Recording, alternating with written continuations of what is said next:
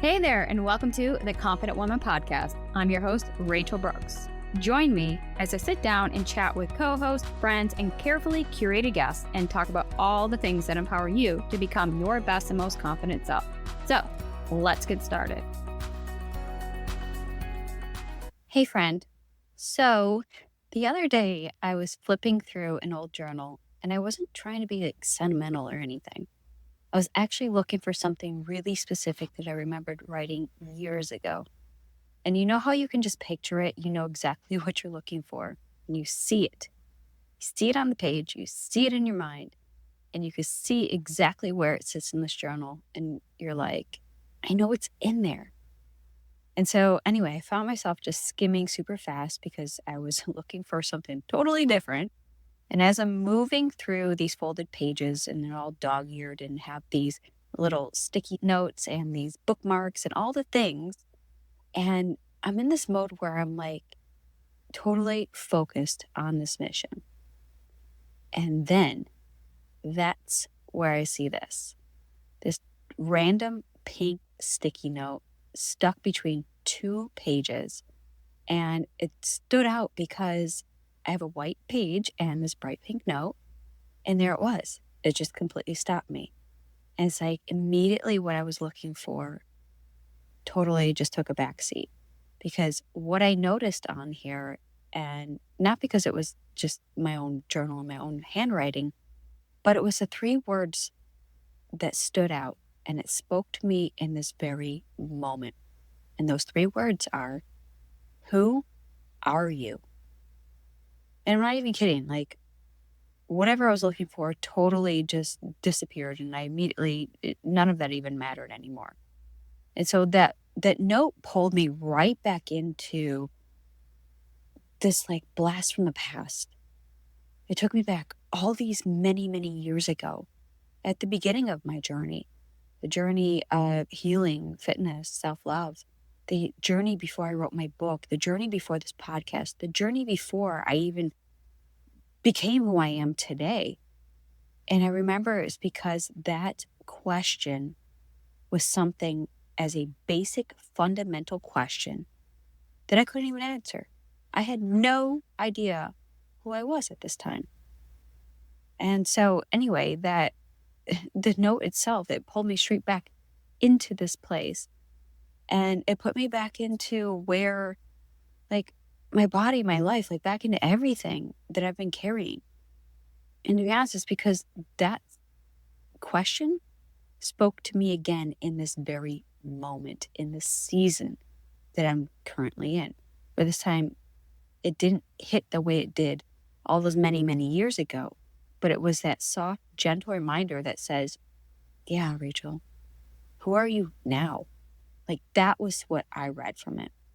And so because of that question, it has a history with me.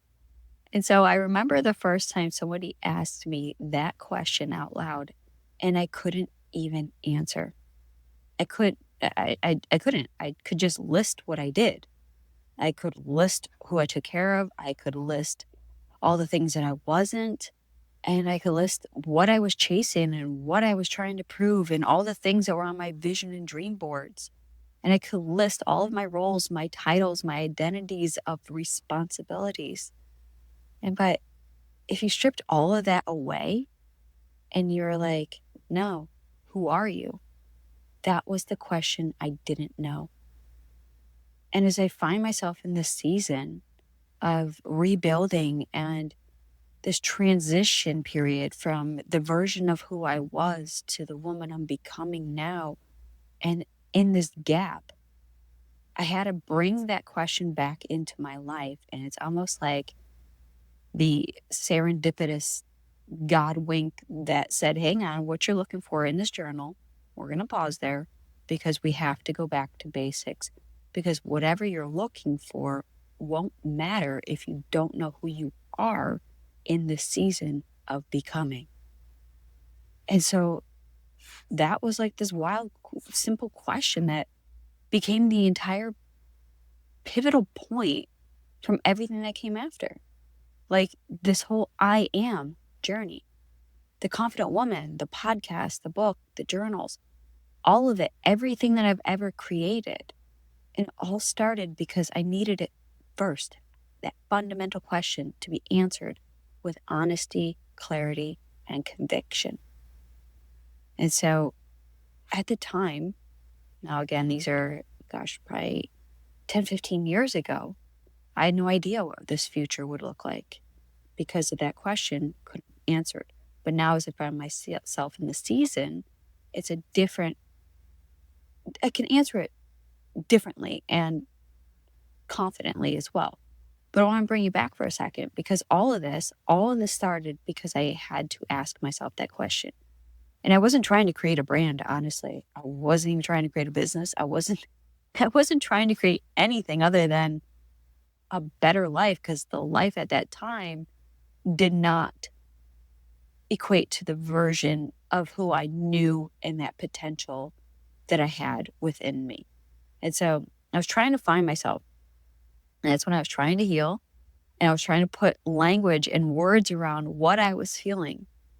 I was trying to build something that I could hold on to when your foundation in life just feels shaky. And so here I am sitting here in my office all these many years later, holding that same little pink square. And all I could think is, how am I seeing this again? Yeah, it's kind of wild how things always come full circle. But if I'm being honest, this past year, this whole last stretch of my life, it took me out. It took me out in ways I did not see coming. Like everything, the foundation, the life, everything shattered, took it out, foundation gone. And that all started at the beginning of the year when the horrific and tragic death of my father, the grief, the shock, the loss, the betrayal, the part of it that still doesn't feel real when I say it out loud. Because it's like my brain is still trying to catch up with what my life has already lived through.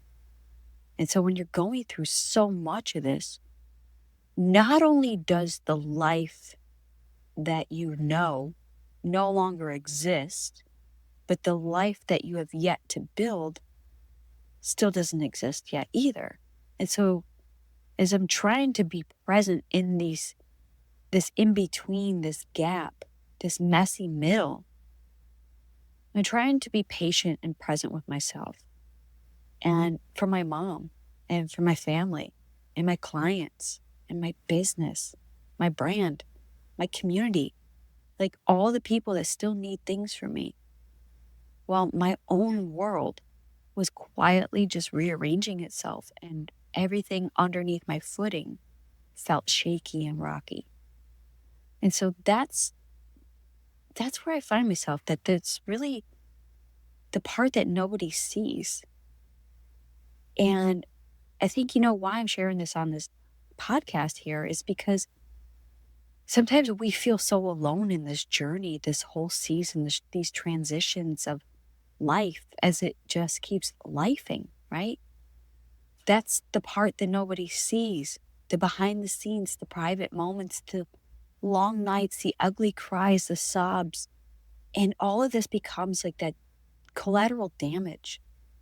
It's that delayed impact of the ripple and the shrapnel and all the things that have shattered that we're still trying to find the pieces and the answers and the words to.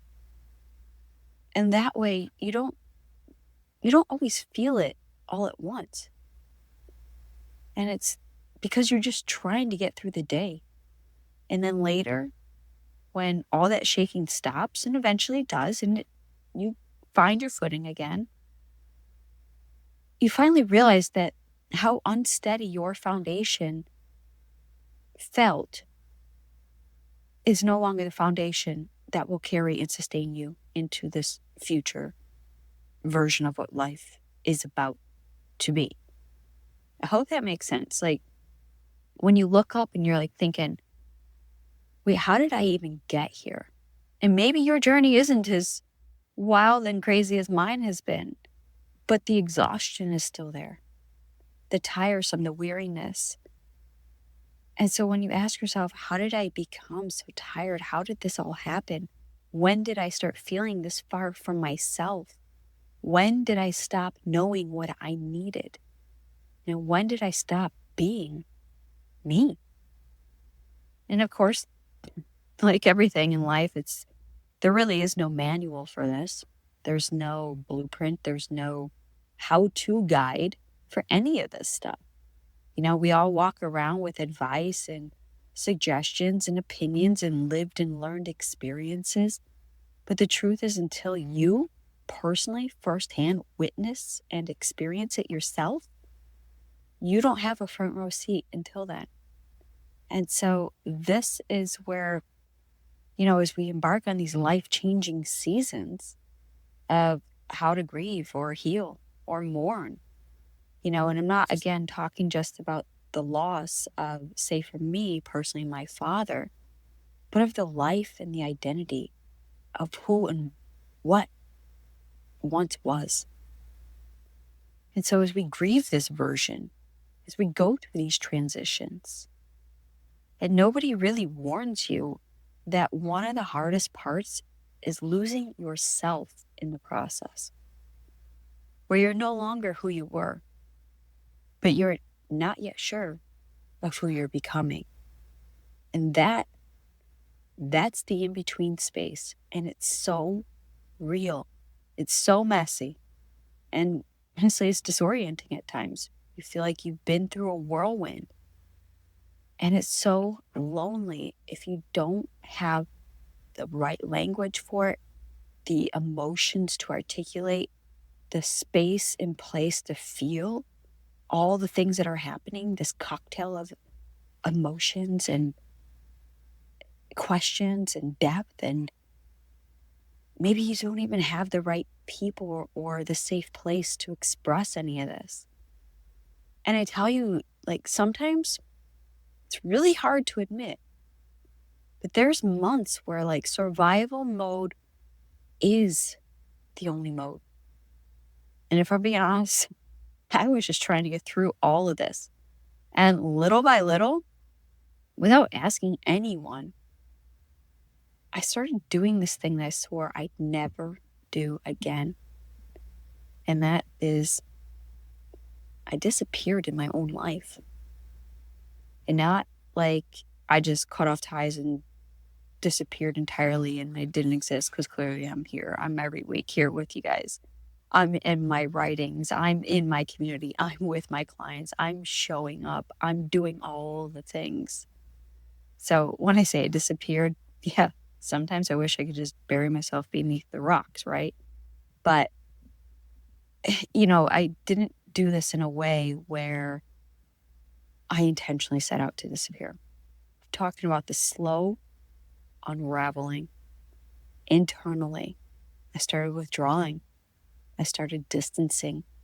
I started slipping back into that secret hiding place that I've always had, that safe place in my inner world that felt like the only place where life wasn't too much.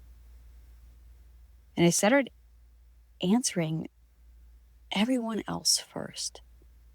And I think that's probably where I started to retract, because I put my own thoughts, my feelings, my health, my faith on the back burner list.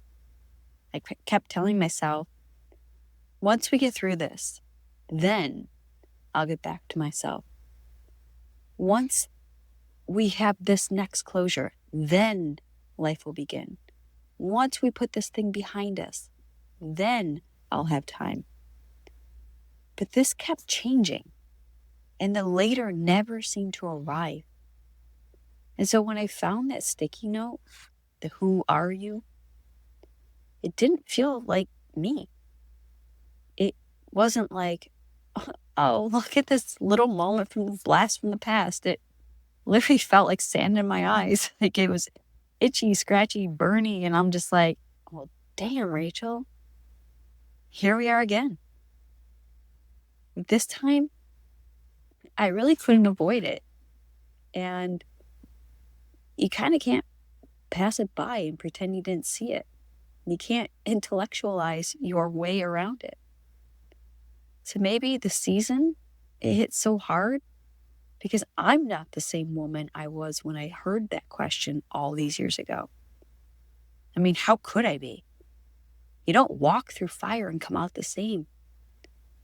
You don't go through life and never change. And I don't mean that in like some cheesy cliche way, but like, I mean, fire changes you. It refines you. It reveals things that you didn't even know were there.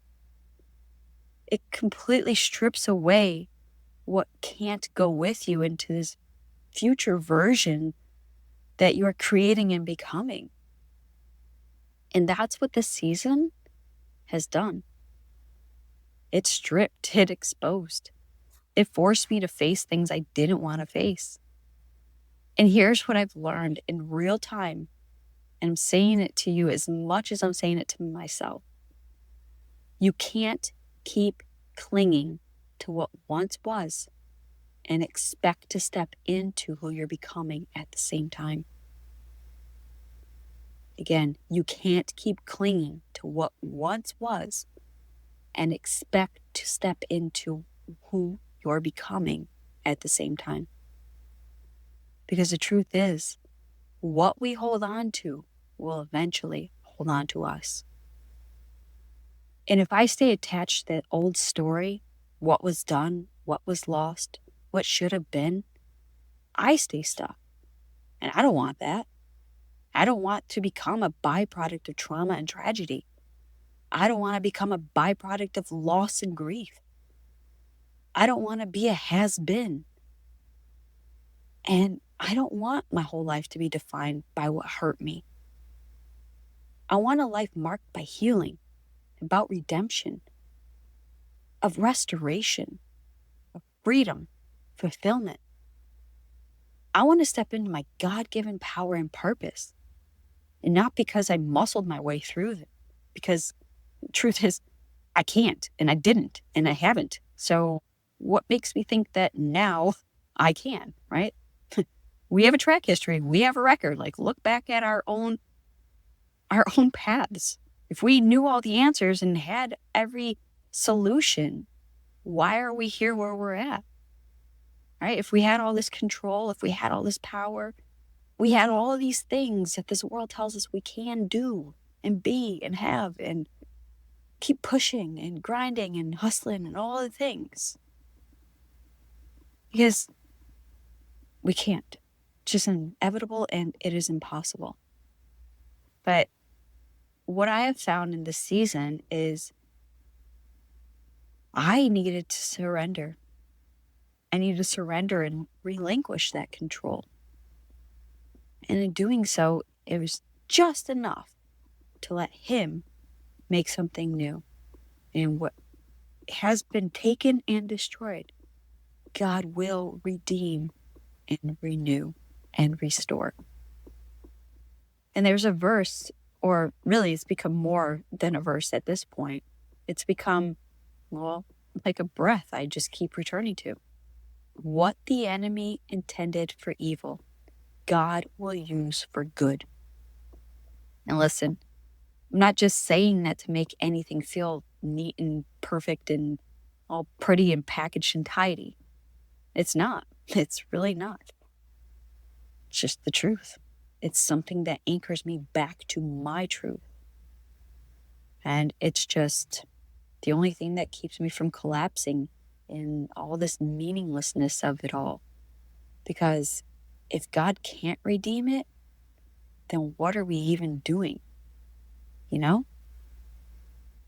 And something else I realized too is that holding on to the past, it robs us of today, this moment, and it robs us of tomorrow. And fearing the future robs us of the present. And it felt like I was just straddling both. And no matter what season you're in, sometimes this middle, you find yourself straddling because you don't know the direction of where you're going. You don't know the certainty. You don't know what's around the corner. You don't know what's down that long, dark tunnel. And that's where our faith comes in. Faith is knowing and seeing and believing before we actually know. Like I was longing for this woman, the woman that I used to be, and the life that I thought I had. And when I look back at my life, there were certain periods that were amazing. Like, I never want this to end. But as we know, everything good comes to an end. But it was also in this wanting to move forward into what could be, but not really knowing the how. And I think that that is a place that many of us, we desperately want to know. We want to know the outcome. We want to have control. We want to have, again, this certainty that we've got it. Like, we know what's going to happen. And, well, we don't. And that's where I hit this point where I had to admit something. By, by my own strength, it wasn't enough. My grit, my determination, my hustle wasn't enough. My I've got this mentality wasn't enough. Because I know where these old roads lead. And I've walked it. And I've done the overachieving, the perfection chasing, the success proving thing. And I've paid for it with my health, my peace, and my sense of self. And I'm not interested in another version of that story. That's the one I want to put behind me. I want to close that chapter. And so, in the middle of all of this grief, caregiving, rebuilding, I started writing again. But not just content, not captions, and not for the brand, like the stuff you see on social media or really even in my newsletters. But I started writing for myself in those private, deep, dark moments that what was inside of me had to come out. And it's that kind of writing that really nobody sees. So I do encourage you, if that's not you or if it is you, try it. But it's that kind of writing that it's not trying to be inspirational, and it's not trying to be this false persona of you're trying to project into your world. But it's just trying to be honest. Just pour your heart out. Let the tears flow. Let the release come. Just anchor into your truth. And, what I found is that I was just doing these little prompts, like asking myself these raw questions and scripture that was anchoring me, but also things that I was wrestling with. Conversations with God that honestly I wasn't posting anywhere. Like, that's something between me and Him, and to each their own with their faith. And, that's between you and, well, your higher power or yourselves, whatever that is. But the things that I was writing was stuff like, who am I when I'm not performing? What if I'm allowed to be held instead of holding everything together for everyone?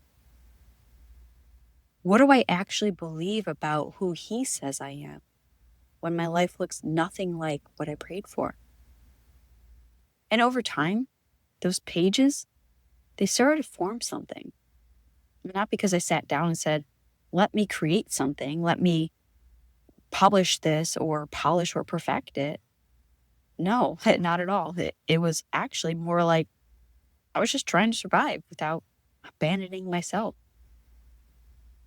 I was trying to give language and context and words to all the things that had happened and all the things that I feel, and to the season of where my identity, my faith, my body, my routines, my roles, everything felt shaken. And I needed somewhere safe to land. I needed some structure. I needed to not put that additional pressure on myself to, have everything perfectly curated and polished and all the things. I just needed some guidance without shame. And that's what these prompts helped, asking ourselves these questions.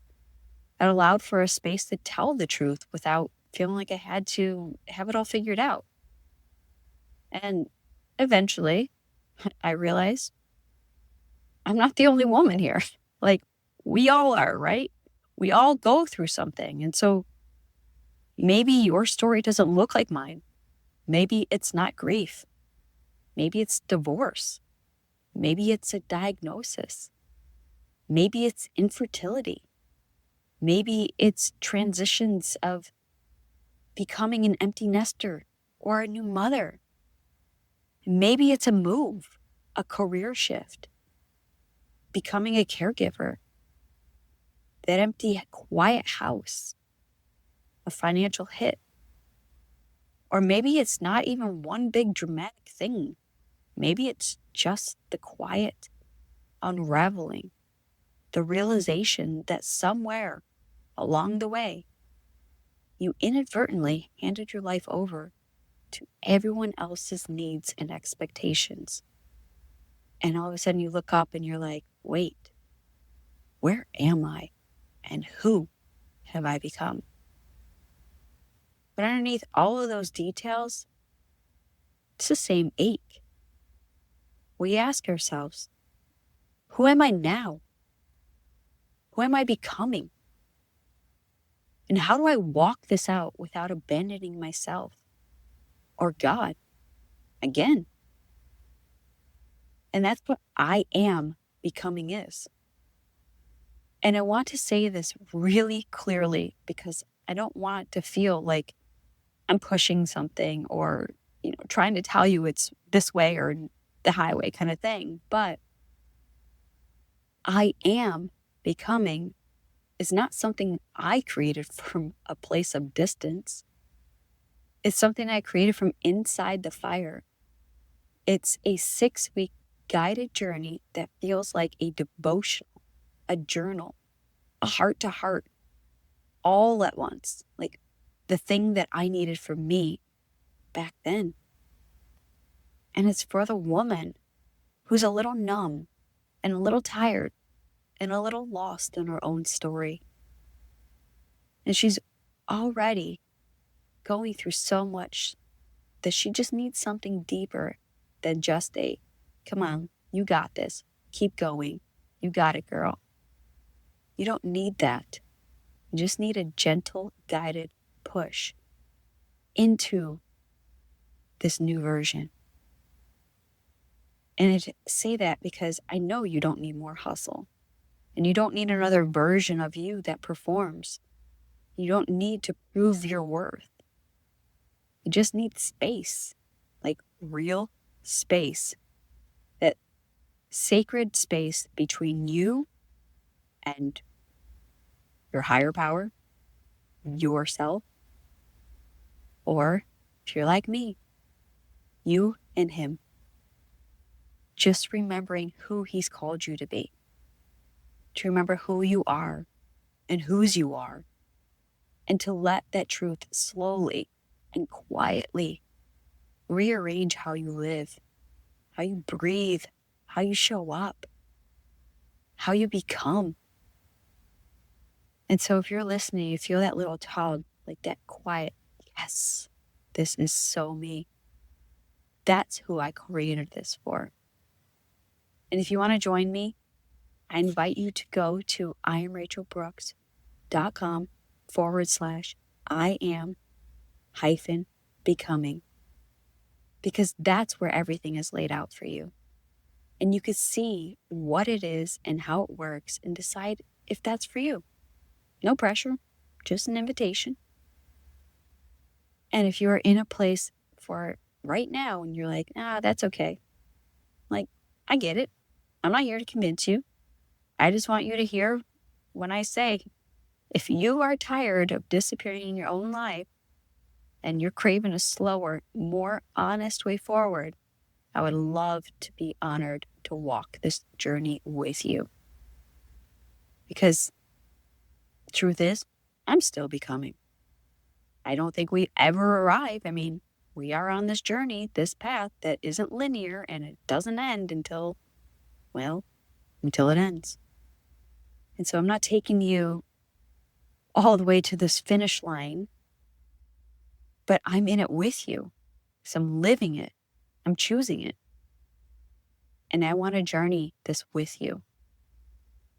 And so before we wrap up today's conversation, I just want to say one more thing. If you're in a season where you're expected to give and show up for everyone else, what is the greatest gift you can give yourself and not keep putting it off? Is it time? Is it the space? Is it the permission to just be? And maybe it's not just about what happened to you, not what everyone expects from you, but the woman who has carried so much for so long is finally allowed to come home to herself and to God. You are worth that gift. You truly are. And when I start wondering how I'm going to walk this out, these are the verses I keep coming back to. These are the lifelines and the anchors of support. And that is, I can do all things through Christ who strengthens me. And with God, all things are possible. So wherever you are right now, just breathe. You're here. You've made it. You've gotten through the most difficult seasons in your life because you're here as living proof. This is proof that you're not alone in this journey, in this season, or in this messy middle. And you don't have to muscle your way through this by your own strength, by your own planning, by your own preparations. You are chosen. You were created with, on, and for a purpose. And I say that because I truly, truly believe that. And I truly and genuinely love you. And I'm with you. And I hope that this message speaks to your heart and soul. Because from one woman's story to another, we become a collective voice for others. And we empower each other to continue this journey with strength, courage, and with confidence. And if you want more of the quiet journal style letters that I've been writing, of course, not the deep, intimate ones, those are still private, that's between me and God. I want to share that what I share on this podcast is different than what I have been writing. And so I invite you to check out Create Your Own Story. It's my Substack. And of course, you can find that through the show notes below and also on my website. And so if you opt into that, check it out. Let me hear from you. Comment, share, do all those things. And I just want to have a conversation in real life and in real time. And my writing has been that place for me to share so much of my heart and so much of what's been going on and so much of what I hear echoed throughout the walls of this online space, but also the women in our community. And so I encourage you to check out all the links in the show notes below. And so until next time, take care and God bless. Hey there. Thank you so much for joining me on today's episode of the Confident Woman Podcast. If you enjoyed today's episode as much as I did, please be sure to like, subscribe, and leave us a review. Thanks again for listening.